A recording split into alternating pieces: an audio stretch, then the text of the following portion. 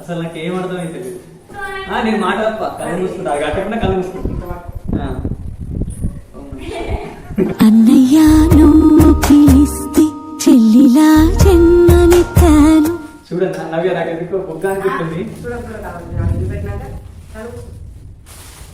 నిజంగా కళ్ళు మూసుకున్నా చూస్తాను.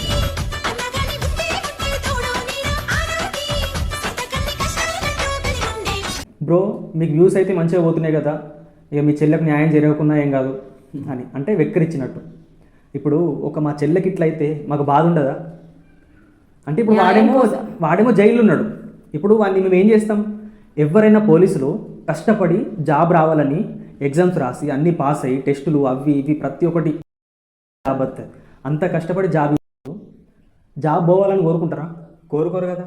ఇప్పుడు మేము పోయి హరిగాన్ని ఏమైనా చేస్తే వీళ్ళ జాబులు పోతాయి కదా, వాళ్ళ రూల్స్ వాళ్ళకు ఉంటాయి. అందుకని చెప్పేసి మాకు అప్ప చెప్తలేరు, వాడిని టచ్ కూడా చేయలేరు. ఇప్పుడు మేము ధర్నా చేసినా వేస్టే, ఎన్ని మాటలు మాట్లాడినా వేస్టే. ఎందుకంటే వాళ్ళ రూల్స్ వాళ్ళకు ఉంటాయి కాబట్టి వాళ్ళు చట్టాన్ని మించి పోరు.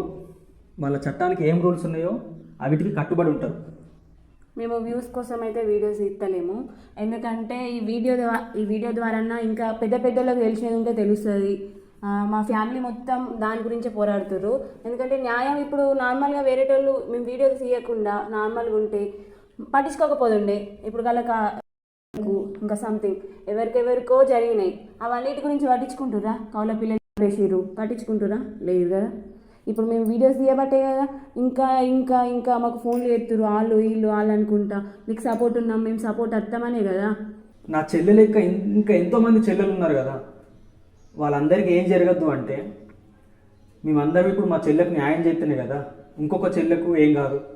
ఇప్పుడు మీరు ఒక్కటి గమనించండి, మాకు వీడియోస్ లేకపోతే మీ అందరికి ఎట్లా తెలిసేది? ఇప్పుడు మా చెల్లె అనేది మీకు ఎట్లా తెలుతుండే? లేకపోతే మా చెల్లెకి ఇట్లా జరిగిందని మీకు ఎట్లా వెళ్తుండే? ఇప్పుడు ఇంటి దాకా వస్తురు, లేకపోతే అంతమంది ఫోన్ చేస్తురు, అంతమంది రియాక్ట్ అవుతారు. ఇవన్నీ తెలియకపోతే మా చెల్లెకి జరిగినట్టే ఇంకా 100 మందికి జరుగుతుండే. అలా ఇట్లా జరిగిన కొద్దీ వాళ్ళ తప్పు చేసిన వాళ్ళందరినీ జైలు ఎత్తుండే. అవే శిక్షలు అట్లా ఇట్లా అని చెప్పేసి వాడిని లోపటెత్తుండే. ఇంకొకటి ఇప్పుడు నాకు అర్థం కాని విషయం ఏంటంటే అందరూ బాధపడుతున్నారు. ఇప్పుడు మా చెల్లెకు ఇట్లయింది అట్లయింది అని చెప్పేసి బాధపడుతున్నారు. ఇంకా ఇంకొక చెల్లెకి ఇట్లా కావద్దని కోరుకుంటారు. కోరుకుంటే ఏమన్నా వస్తుందా? ఏం రాదు కదా. అందరూ ఒకటై మనందరం కలిసికట్టి ఉండి ఒకరిని గట్టి శిక్ష పడేటట్టు ఏతేనే కదా ఇంకొకరు తప్పేయరు. ఇప్పుడు అబ్బో మా చెల్లెకైతే ఇట్లా కావద్దు, మా ఇంట్లోకి ఇసుంటి కడుపుకోత రావద్దు అని చాలా మంది వీడియో చూసిన ప్రతి ఒక్కరు ఏమనుకుంటారంటే అమ్మో మా ఇంట్లో ఆడపిల్లలు ఉన్నారు, మా ఇంట్లో ఈ పరిస్థితి రావద్దు అని అనుకుంటారు కదా. అట్లనే మేము కూడా అనుకుంటే లాభం లేదు అంటున్నా నేను. ఒకళ్ళ ఇంట్లో జరగద్దు అనేది మా బాధ.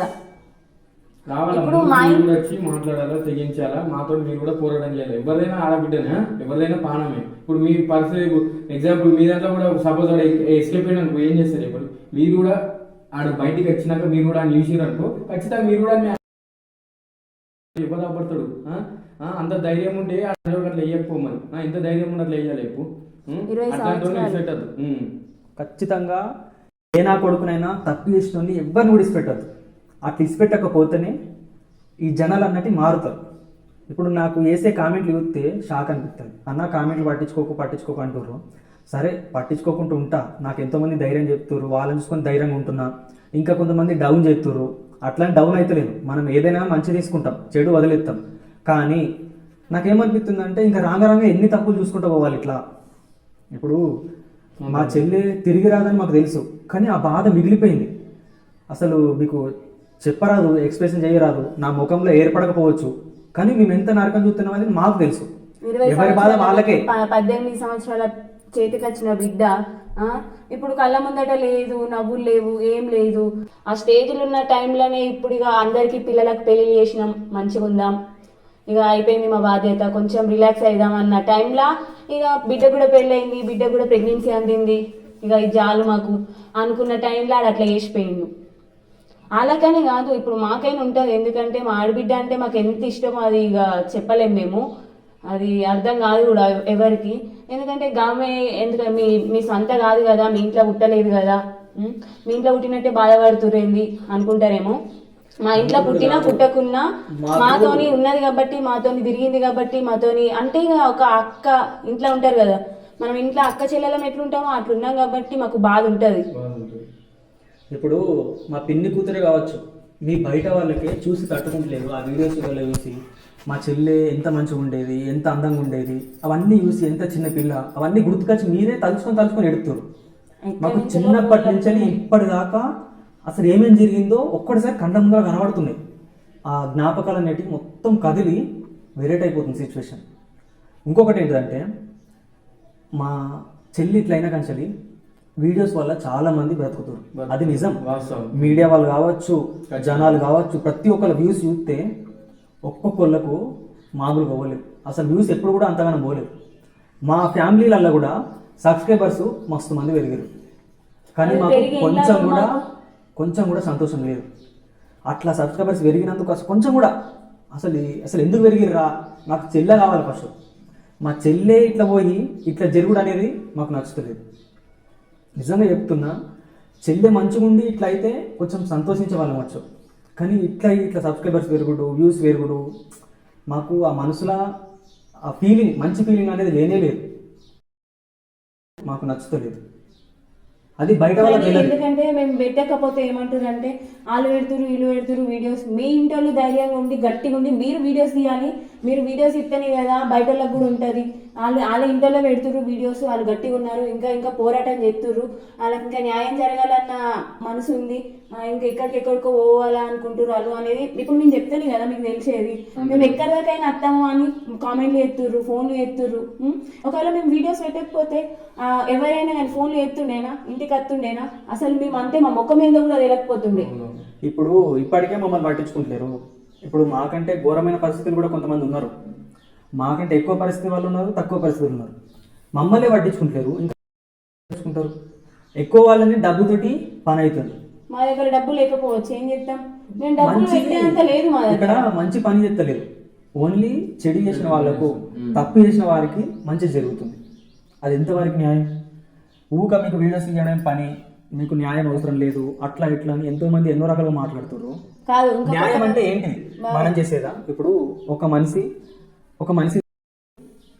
చప్పుడుకి మళ్ళీ మీకు ఆ న్యాయం చంపితే మళ్ళీ మనం ఉంచుతారా పోలీసు వాళ్ళు?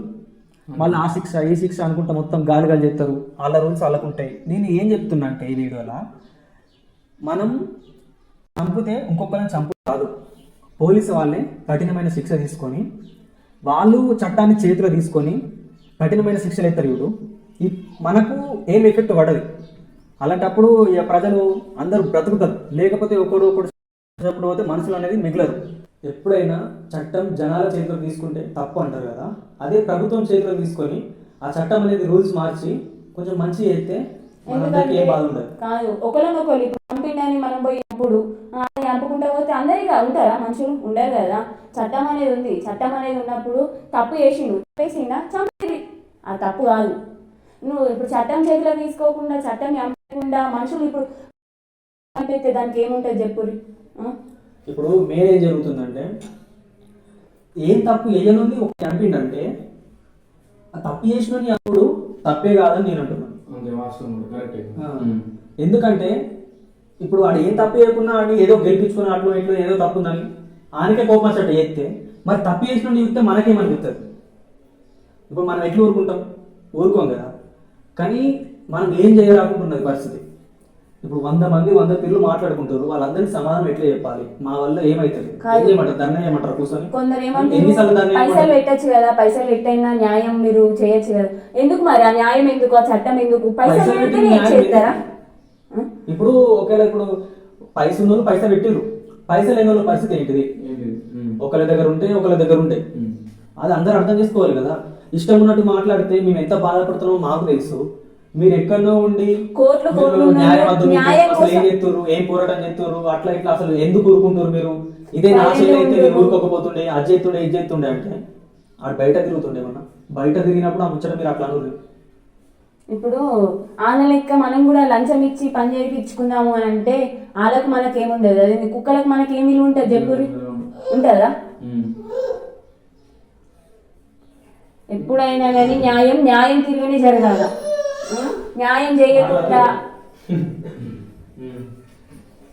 చేయకుండా పైసలు ఇచ్చి మనం లంచం ఇచ్చి మంచం కొనుక్కుండా అంటారు చూడు. అదే ఉంది ఇప్పుడు. అట్లనే ఉంది బతుకు. ఇప్పుడు ఏదైనా కానీ న్యాయం అన్నప్పుడు అదేంటి చట్టం ఉన్నది అన్నప్పుడు పైసలు లేకుండా జరిగేది న్యాయం అంటారు. ఇప్పుడు ఏదైనా గవర్నమెంట్ అంటేనే న్యాయం, న్యాయం అంటేనే గవర్నమెంట్ అంటారు. న్యాయమే లేదు ఇక్కడ. ఎమ్మెల్యేలు వచ్చిర్రు, ఇంకెక్కడెవరెవరో వచ్చిర్రు, ఎందుకింత వచ్చిర్రు, చేస్తాం న్యాయం చేస్తాం న్యాయం చేస్తాం అని పోయిర్రు, ఒక మాట అని పోయిర్రు తప్ప ఎక్కడ ఏం న్యాయం చేయలేదు. అసలు నాకు ఏం అర్థమైతే తెలియదు ఎందుకు. ఇది thank you happy birthday. Thank you బావా. ఇప్పుడు హ్యాపీ బర్త్డే అయిపోతుందికేనా వీడియో పెట్టమన్నారు?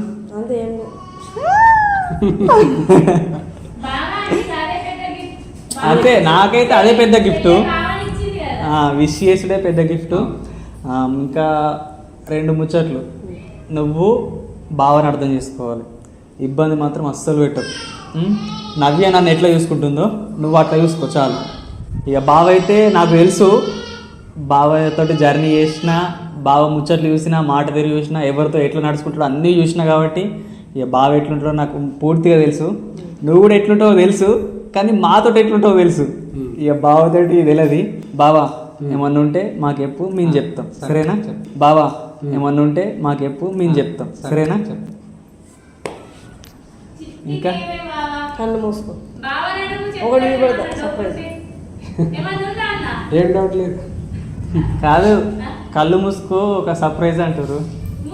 మూసుకోవాలి, కళ్ళు మూసుకుంటే సర్ప్రైజ్. నేను మాట తప్ప కళ్ళు మూసుకుంటా, అది కట్టకుండా కళ్ళు మూసుకుంటా. ఇట్లా పట్టుకో. ఓం నమః శివాయ.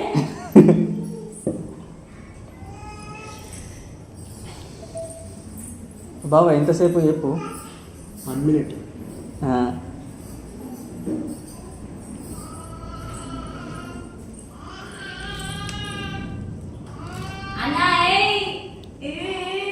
మొత్తం సీక్రెట్ అయిపోతుంది. తీయన్నా, నాకెందుకు భయం పడుతుంది. ఇది ఉంచన్నా, చేతి పెట్టు, పడుకో. ఊరి అక్క గింత పెద్ద గింత పెద్దగా ఉంది ఏంది ఇది?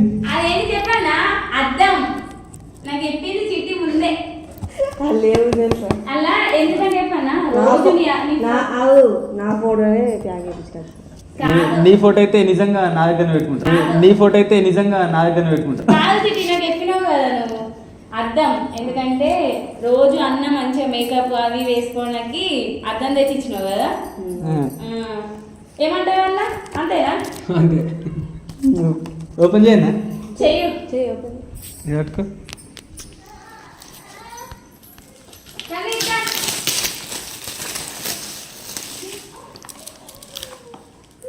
చూడే ఫోటోనే, అది ఏం లేదు. నాకు ఎందుకో బుక్ అనిపిస్తుంది. అంటే వీళ్ళ ఫోటోని ప్యాక్ చేసి అక్కడ తెచ్చిర్రు కదా, నేను చూస్తలే. చూడన్నా నవ్య, నాకు ఎందుకో బుక్ అనిపిస్తుంది. కావాలి నాలుగు పెట్టినాక కళ్ళు మూసుకో. నిజంగా కళ్ళు మూసుకున్నా, చూస్తలే. నవ్య మంచిదానే. ఎన్ని జ్ఞాపకాలు. మస్తుంది. తెరు. అయ్యో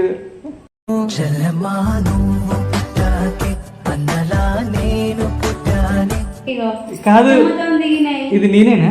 నువ్వే. గంత మంచిగా ఉండేదల్లా.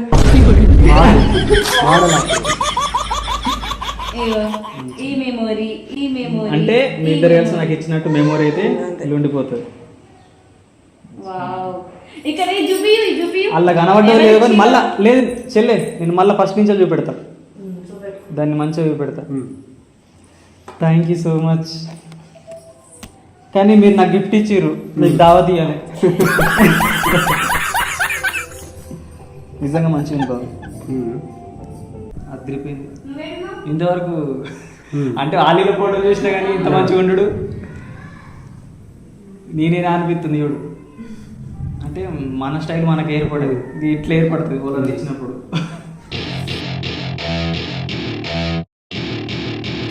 to my party. We're just getting started. A life is a dream or a nightmare. పాత జ్ఞాపకాలు చూసిన తలుచుకున్న పానం పోయినంత పని అవుతుంది.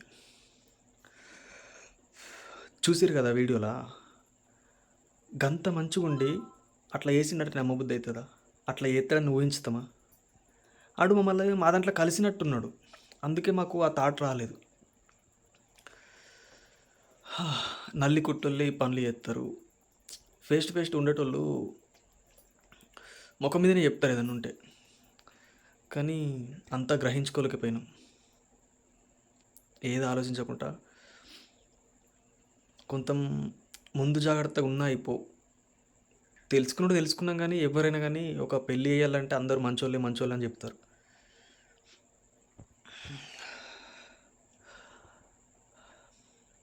ఈ వీడియో కలపంగా చూసుకుంటే అసలు తట్టుకోబుద్ధి అయితే లేదు. మేమేనా ఈ తప్పు చేసింది అన్న ఫీలింగ్ పదే ఉంది.